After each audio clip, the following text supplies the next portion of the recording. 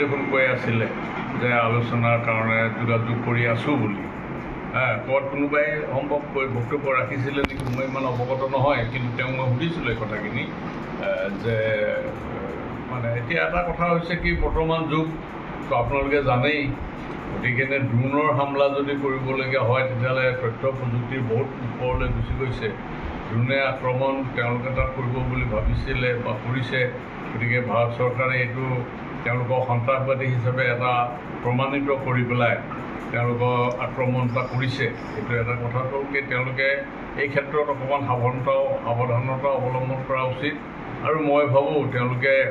ৰাজনৈতিকভাৱে ইয়াৰ সমাধান কৰিবৰ কাৰণে কিছু চিন্তা চৰ্চা কৰা উচিত বুলি মই বিবেচনা কৰোঁ আৰু তেওঁলোকৰ প্ৰতি আহ্বান জনাইছোঁ তেওঁলোকে ৰাজনৈতিক সমস্যাটো সমাধান কৰিবৰ কাৰণে ভাৰত চৰকাৰেও যাতে উদ্যোগ গ্ৰহণ কৰে ভাৰত চৰকাৰৰ প্ৰতি আহ্বান জনাইছোঁ যিহেতু বিষয়টো ৰাজনৈতিক গতিকে এটা সন্ত্ৰাসবাদী সংগঠন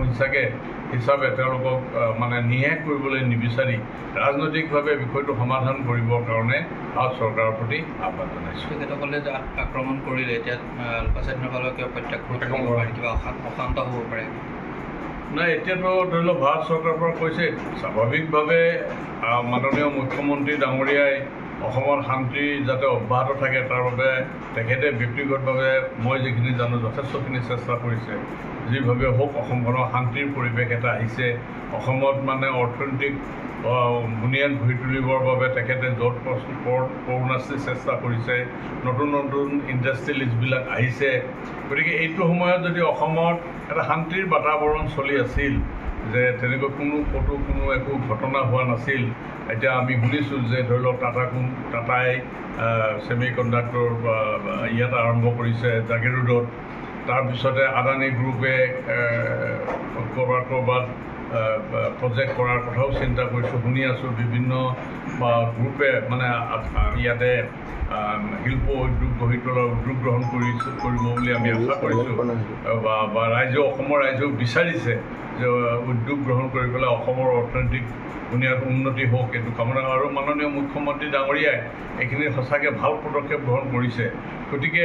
আজি ড্ৰোন আক্ৰমণৰ ফলত যদি আলফা স্বাধীনে পুনৰ অসমখনৰ প্ৰশান্ত কৰি তোলে তেতিয়াহ'লে যিটো মাননীয় মুখ্যমন্ত্ৰী ডাঙৰীয়াই যি উদ্যোগ গ্ৰহণ কৰিছিলে তাত ব্যাঘাত ঘটিব সেইটো কাৰণে মই আহ্বান জনাওঁ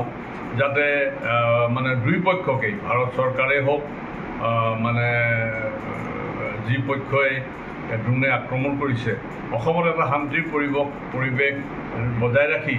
যাতে মাননীয় মুখ্যমন্ত্ৰী ডাঙৰীয়াই অসমত শিল্প উদ্যোগ অৰ্থনৈতিকভাৱে শক্তিশালী কৰিবৰ কাৰণে যি উদ্যোগ গ্ৰহণ কৰিছে তাক সহযোগিতা কৰি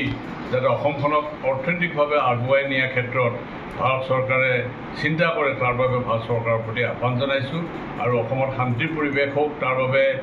মানে আলফা স্বাধীনৰ প্ৰতিও আহ্বান জনাইছোঁ যে তেওঁলোকে যি এটা পৰিৱেশ বৰ্তমান আছে এই পৰিৱেশত মানে শান্তিৰে আছে অসমখনৰ উন্নতি হোৱাটো আমি আটাই বিচাৰোঁ আলফা স্বাধীনৰ নেতৃত্বও নিশ্চয় বিচাৰে গতিকে তেওঁলোকে এই কথাখিনি বিবেচনা কৰি এতিয়া মানে প্ৰতিশোধ পৰায়ণৰ পৰা যাতে নহয় তাৰ বাবে তেওঁলোকৰ প্ৰতি আহ্বান থাকিব